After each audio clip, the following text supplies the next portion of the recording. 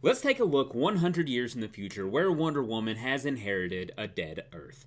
See Hippolyta telling Diana about the clay from which she was made, about how she molded her from the very earth and then breathed life into her. She chose that spot and that clay to make her strong, strong enough that no one could ever hurt her.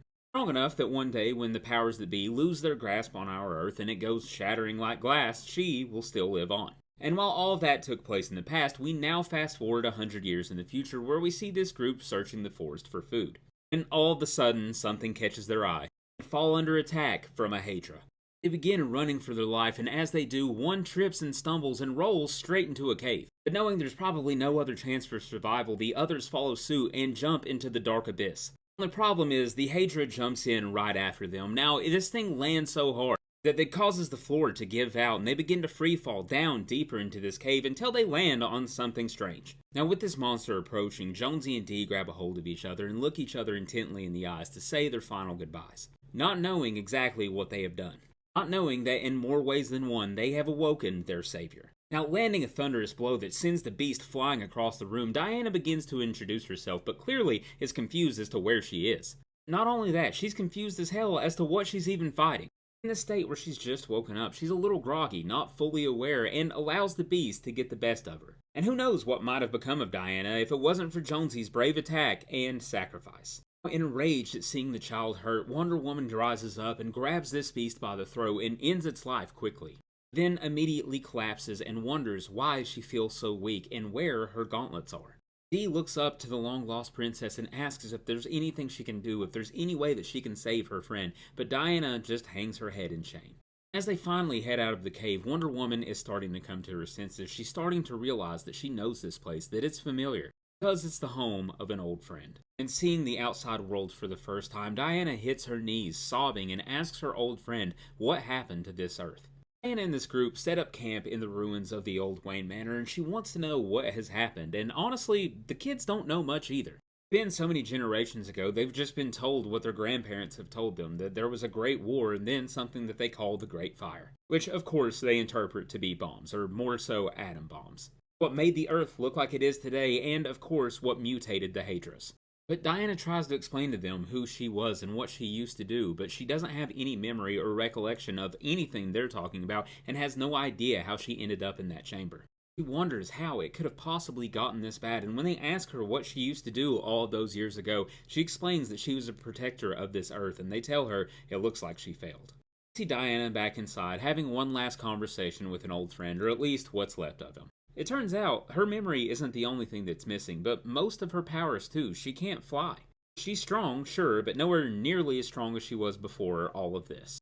So she takes Batman's utility belt, tells him that she'll be borrowing a few things, and suits up telling the others she's joining them on their trip home. After a few days' travel, they finally arrive at Camp New Hope, one of the last remaining human cities. Once there, we see Wonder Woman's new group of friends has quickly turned on her as they inject her with something that makes her pass out. They pack her inside where the lord of this city tells them that they've done a fine job, so fine in fact that he thinks that he might take this new woman as his wife. Within a few seconds, we can see how clearly big of a scumbag this guy really is. As he turns around to slap one of the kids in the face, he all of a sudden gets grabbed by the throat and launched across the room as Diana says that she will be no man's wife. While her strength is somewhat comparable to what it used to be, her powers still just aren't there, as we see her get decked in the face and hauled off. As they pack the amazing Amazonian away, we see Diana reliving a moment where her mother was talking to her about Themyscira, about what this island really is, how it protects them, and that she should never leave its refuge, that she can never trust the world of men. Later, we see Dee visiting Diana in her cell and apologizing and telling her that it is nothing personal at all. Wonder Woman tells her that it's fine, that she doesn't blame her, and while Dee laughs it off and says that that's very noble, Diana explains that it's not nobility, it's because she loves her. And while Dee finds this notion ridiculous, Diana explains about the time when she was younger and she met somebody from the real world. From the moment she saw him, he took her breath away, and no, not in the sensual sense, but in the look in his eyes. In them, she could see fear, curiosity, kindness, and willingness to try new things like a child.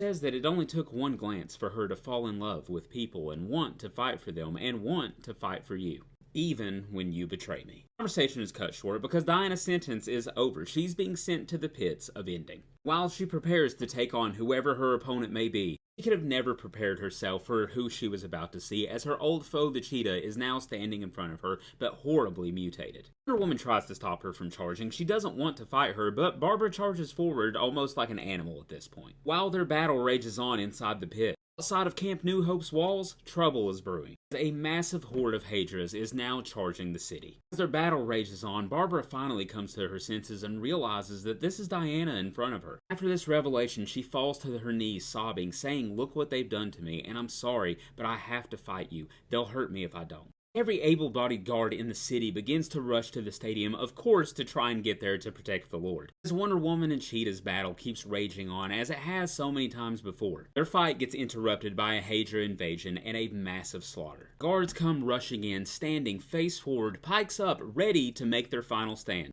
They face their end bravely, knowing that there's nothing that they can do against this many Hydras, nothing that is, if it wasn't for an amazing Amazonian. With a sword in her hand, Diana leads the men into the battle. She takes charge, she begins slicing through these monsters, gives them a chance, she gives them a leader, and most of all, she gives them all hope. Saving the lives of everyone she can, even the lives of those who have betrayed her. The battle now over, the blood has been spilled, the bodies are on the ground, but the guard wants to know who this new champion is. Together, they all celebrate and chant for Diana, the savior of New Hope. Amidst all of this chaos, Cheetah had gotten loose and was looking to exact her revenge on the old leader. Of course, Wonder Woman wasn't going to let that happen. She tells her no, not like this, and while she doesn't understand what Barbara's been through, as Barbara's taking her frustrations out on Wonder Woman, she once again hears her mother's voice. She hears her words that the world of men is not worthy of your love, not worthy of your trust. They never have been, and they never will be. Despite these words, Diana tells her old foe that even the worst of them deserve our grace. The Colosseum then erupts. They start chanting her name, Diana, over and over again. She then tells the people of New Hope, "I want to help you. I want to keep you safe. I want to fight for you, only if you will let me." Which, of course, the crowd gives a resounding and unanimous answer. As their new leader, she says that they can't keep living like this. Humanity needs a place to thrive.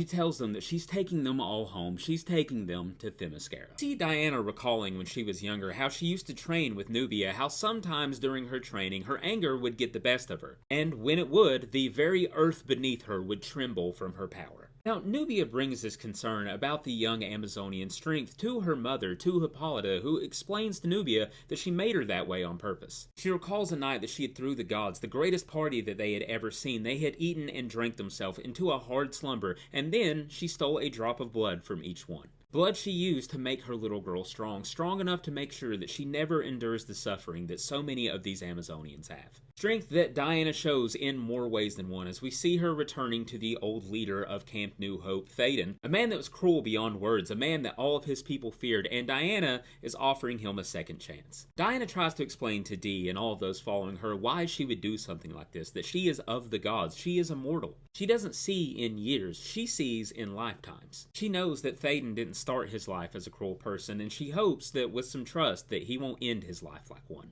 And with this drop of wisdom, Wonder Woman then sees that her ship is prepared, her utility belt is now stocked back up, and her people are as ready as they ever will be for the Princess of Peace to lead them to the Promised Land. Now their journey is long and treacherous, food rations are low, but hopes are high. And as we see them setting up camp for the night, we see Diana once again recalling her childhood as Nubia approaches her with an offer of beautiful gauntlets made from rare metals from Themyscira. Now Nubia explains that these gauntlets will make her weaker, it'll help her control her immense power. And as the young princess strapped them on her wrist, she thanks Nubia for this gift and chooses submission. But this power that she so willingly gave up all of those years ago would come in handy right now, as we see her entire camp falling under attack from the biggest Hydra that anyone has ever seen. Now the guards know that there's nothing they can do with this gigantic monster, that they have no hope. But Diana gets up and begins giving them their orders. She tells them to charge forward bravely and to remember that even if this is their last day, she will be with them till the very bitter end. And leading the pack front and center, Wonder Woman finds herself once again charging forward to war. But no matter their bravery, tactics, or resilience, they just don't have anything that can possibly scratch this monster. 3 more minutes and there won't be any of them left to fight anyway. But even a powerless Diana with a fraction of her strength won't give up. She will find a way to win. As we see her taking one of the few vehicles they have, driving it up to the edge of the cliff, and then launching herself off of it towards the mouth of this monster. All in one motion, she crashes the Jeep into the side of the Hydra, jumps out of it with a knife in one hand and 5 gallons of gas in the other. And with a quick flick of a lighter from an old friend's utility belt, she finally slays the beast. And while everyone remaining begins to celebrate at the fall of this gigantic monster, Wonder Woman, on the other hand, is concerned with who they've lost. And we see her thinking of her youth once again, about how her mother came to check on her and saw that she chose submission, chose to give up some of her power. But this wasn't the Queen's only concern, as she walks outside and wonders why one of their beautiful statues is so far underwater. But her guard tells her that no stone has broken, the statue isn't sunk, the ocean is simply rising around them. Now, upon examination, it turns out that the Hatra's entrails almost look human, of course, if it wasn't for their gigantic size. But even upon all this investigation, and the brightest mind that they have in the camp trying to figure it out, what these beasts could possibly be remain a mystery. Finally, Camp New Hope's trek leads them to an island on the shore where Diana, Dee, and Tal decide that they will go ahead and scout out Themyscira to make sure that it's safe for everybody else to come along. Now, Wonder Woman appreciates the company but tells Dee that they did not have to come along, but Dee corrects her and says yes that they did, that she made believers out of them. But as they finally arrive on the shores of the Amazonian princess's home, she quickly realizes that something is not right. As she stares at the ruins of the once beautiful island that she loves, she wonders what the hell has happened here. Now, as she gets off the boat, she tells the others to wait for her, to stay behind, that something terrible has happened here, and they don't need to get out and risk their lives. One surprise leads right into another as Diana sees that Nubia is alive and well, only she has directions. She points her down into the catacombs. She begins to dive deep down into the darkness. Dee and Tal get impatient in the boat. They know what their orders were, but Wonder Woman has done so much for them, they owe it to her that she shouldn't have to bear this adventure alone. Waking up in this hellscape, the Princess of Peace had seen nothing but tragedy. Everything and everyone she knew had been gone. So you can only imagine the joy and elation that she's feeling when she rushes into her mother's arms and sees that someone she loves is still alive. She tells the Queen how much she's missed her, and Hippolyta replies, "How I've missed you too," as she now reveals to her daughter her new form. In a state of shock and panic, she asks her mother what happened, and Hippolyta gladly shows her. As she grabs her daughter by the head, she gives her the visions that she once saw herself. As she shows her that the humans that Diana loved so much, that she fought and protected for all of those years, had bombed the hell out of her home. Bombed them so hard and so many times that there was almost nothing left, but the humans forgot the Amazons were of the gods. Nuclear bombs couldn't possibly kill them, but the fallout from them did change who they were. Slowly but surely they were mutated, twisted into abominations by humans, otherwise known as the Great Ruiners. She explains that she's kept sending her sisters out into the world of man for all of these years looking for Diana, and now that they finally found her, she just has to know. She asks her daughter, "Why do you keep killing us?" Dee sees her hero in this compromised position and rushes in trying to save her, chopping Hippolyta's arms off.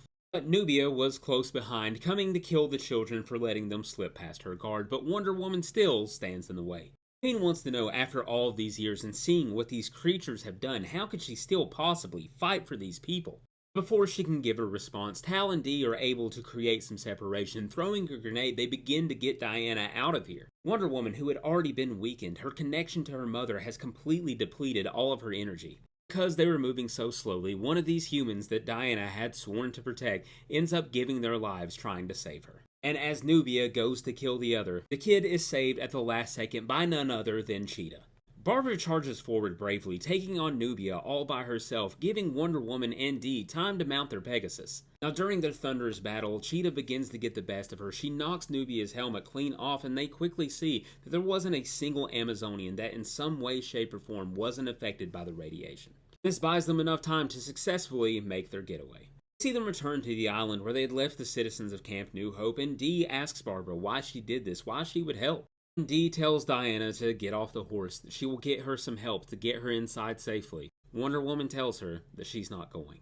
She's been killing her sisters this entire time to protect the people that did this to them in the first place. She looks Dee in the eye and tells her that my mother was right. You can't be trusted. And as Wonder Woman goes to leave, Dee tells her that you can't do this to us. We run out of food in 3 days. We need you. We trusted you. We believed in you. You promised. Diana tells her that you should have never trusted me and I should have never trusted you.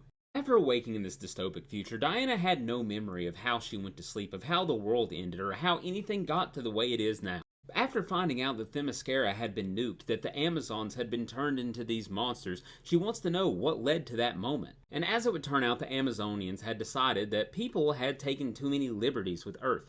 This use of the world was showing in many ways, none more than Themyscira itself falling underwater. The Amazonians decided they had to do something in order to save their home, and of course Wonder Woman was right there on the front lines trying to delegate peace between the two sides. But of course humans don't really like being told what to do, and an all-out war presumed. And it was then that the humans decided collectively that the nuclear bombs would be a quick way of getting rid of their Themyscira problem. They didn't consider the magical defenses around the island and how it would scatter the nuclear bombs in all different directions, which of course led to the Great Fire and the worst of humanity coming to light. Now, Diana says that she knew humanity was scared, but she forgot how damaging that fear could be. Her head rattling, she doesn't know what to do anymore. She says her mother was right, that people can't be trusted. But her mother also wishes death on everything in the world now at this point. She's trapped between two horrible forces. The amazing Amazonian needs some advice. She needs him. Now, after the brief interaction with her daughter, we see the Queen of the Amazons telling her sisters to go forth, to go out into the world, and wipe the stain of humanity clean from it. Meanwhile, one of the last civilizations in the world, Camp New Hope, is freaking out because Diana hasn't returned. The old leader of this place, Thaden, says that he doesn't blame the Princess of Peace for her abandonment. I mean, hell, look at how everyone is trying to tear each other apart.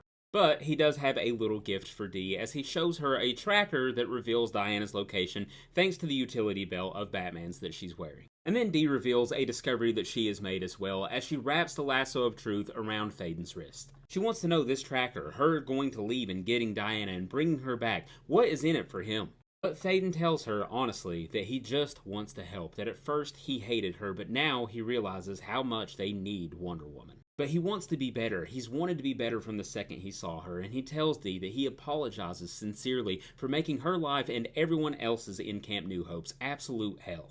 If Camp New Hope is going to survive now, they're going to need her. We then see Wonder Woman on her journey north as Cheetah is informing her of what happened to the rest of the heroes. How most of them died in the radiation and the fires trying to save innocent civilians. The rest of them, though, were hunted down afterwards, and others left for planets that were more appreciative of what they could do.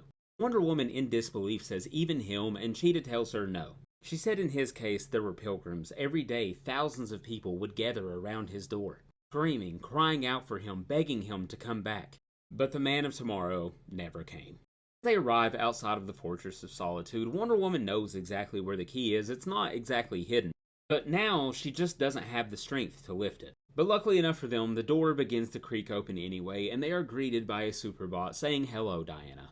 Wonders if this is him, if this is her old friend, and he says no, that it's not Clark, only a part of him. But he's been waiting, and he begs her to please come inside. She doesn't understand what he means by a part of Clark. She needs to see him right now. She needs Superman. And the bot turns around and says, "You really don't remember, do you? You killed him." Earth was falling to the Amazons. They were in an all-out war, and while of course Superman doesn't want to fight them, he isn't just going to let them hurt people. He tells them, sure, that they've made mistakes, they've let you all down, but the sentence is cut off. The nuclear missiles he sees being launched from around the world at Themyscira. And seconds later, busting into the war room, Superman falls to his knees and asks them, "What have you done?" We then see Paradise Island, where Hippolyta is being warned about the hundreds of nuclear missiles heading their way. While they're being told that there's no hope, that no one can possibly stop all of them, the Queen begins removing her daughter's gauntlets and says not no one, not as long as she lets her true power shine. For the first time in her life, the blood of all of the gods coursing through her veins, all of that immense power that she has never used, finally gets unleashed. Tells her mother she loves her as she flies up into the sky, and begins busting through all of these missiles at super speed, but no matter how fast she is, there is just too damn many of them. One slips by. Diana watches helplessly as her home goes up in flames. Clark arrives and immediately apologizes and tells Diana that he's so sorry, but Themyscira wasn't the only place they aimed. They sent nukes all over the earth to wipe out all of the Amazonians, and Smallville was going to get obliterated. But the princess doesn't care and doesn't want to hear it. Charges into the Man of Steel as the two go crashing into a mountain. And Clark begs her to stop. He's trying to fix the situation, wants to know if there's something that they can do, but his words fall on deaf ears. But after that hit, the Man of Steel decides that if it's a fight she wants, it's a fight she'll get, as he begins moving so fast that one Wonder Woman can't even see him. But after a few blows, she quickly adjusts and catches up. The two moving so fast, hitting each other so hard that they're literally leveling mountains around the planet. The fight is devastating. The two former friends are hitting each other harder than they've ever hit anybody. The blood of every god of Olympus flowing through her veins. The harder they fight, the madder she gets, the stronger she seems to be. See, what's left of humanity today knew that there was a war, and then something shortly after called the Great Fire that made the Earth like it is right now. The Great Fire wasn't nukes, it wasn't the bombs, and it wasn't fallout. It was them. The battle comes to an end in the Fortress of Solitude, where we see Diana breaking into one of the cases, pulling out 2 fistfuls of kryptonite. And through all of this, no matter how bloodlusted Wonder Woman seems to be, Clark is still trying to reason with her, talk to her. She just won't hear it, as their apocalyptic fight comes to a bloody end.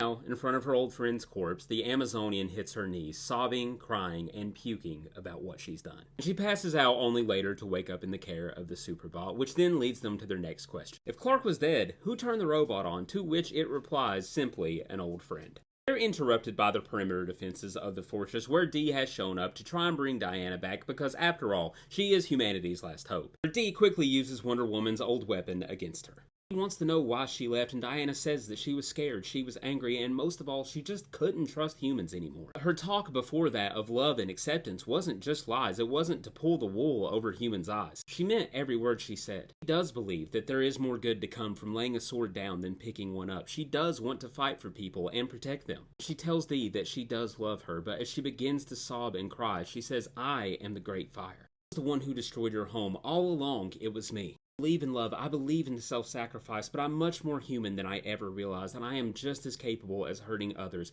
as they are capable of hurting me." He lays the lasso down, not knowing what she's supposed to do with this information, not knowing if the two could ever trust each other again. As she goes to walk away, she's stopped by the Superbot, who gives her a gift. Pulling herself up off of her knees to her feet, Wonder Woman says she's heading back to Camp New Hope, that she has to make this right somehow. While she and the humans aren't nearly enough to take on all of the mutated Amazonians, what they lack in people, thanks to the Fortress of Solitude, they will now make up in firepower. All of these things aren't enough, and she needs one final weapon as we see her standing over Superman's body. She tells Clark how sorry she is for everything, but she's going to try and use him to make things right. And while it would be nice if he was still around to help them out in their fight, all they have now are his bones and a beautiful memory. We see Diana in the Fortress of Solitude recuperating after her apocalyptic battle with Superman. Now, Bruce knows that these are his last days, that the radiation is going to take him out, and unlike a god, he can't heal from this. But as his final act, we see him removing the godlike power from Wonder Woman, and then taking her home to Wayne Manor and putting her in a place where she can heal.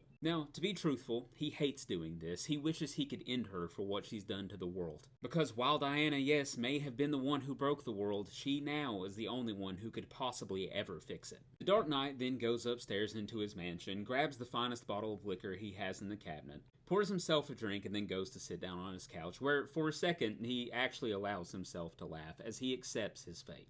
Now, Camp New Hope, one of the last human civilizations left on the planet, are preparing for their final stand. But little do they know, backup is on the way as we see Diana leaving the Fortress of Solitude with Cheetah, the Superbot, and Dee, who now has a secret weapon. And as night begins to fall on Camp New Hope, so does the first Hydra. And hell follows along with it as all-out war commences. Now, these twisted, bastardized monsters that were once the Amazonians are more than these humans could ever hope to hold out against. And while they fight valiantly, their numbers are slimming quick. As we see a group of them standing on top of the lighthouse preparing to meet their bitter and bloody end, Diana swoops in to save them at the last second. And just like that, the tides shift, the battle begins to go their way, their humans are elated, they're revitalized at the sight of Diana. And while she's commanding them to focus their fire on her mother, the largest Hydra there is, their work is still very much cut out for them. The battle rages on, we see Cheetah almost falling at the hands of Nubia, that is, if it wasn't for Thaden, stepping in at the last second and offering his life to save her.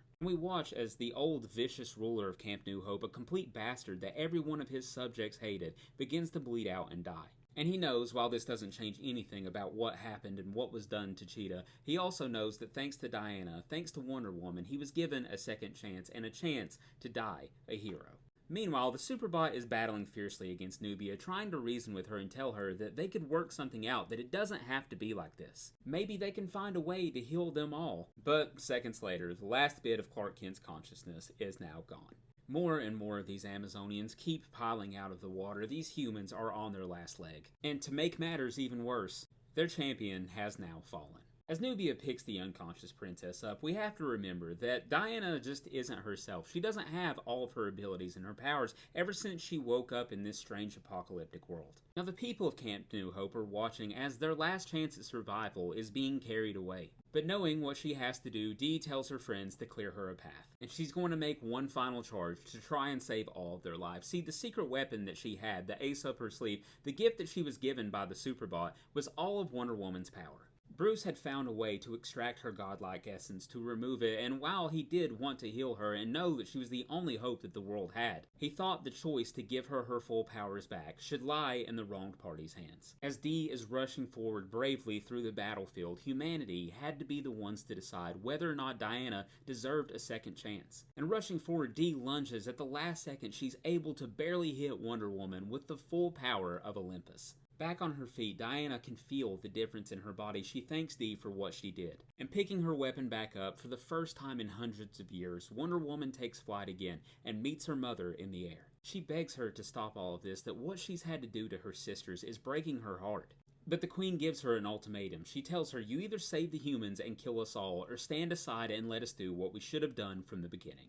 And with that, the Princess of Peace can say nothing but I'm so sorry, sisters. With her godlike abilities now returned, she begins to shred through the Amazonian hydras like paper. She's an unstoppable force, bashing her way through these mutated monsters, until there is only one of her sisters left, and she fells her too.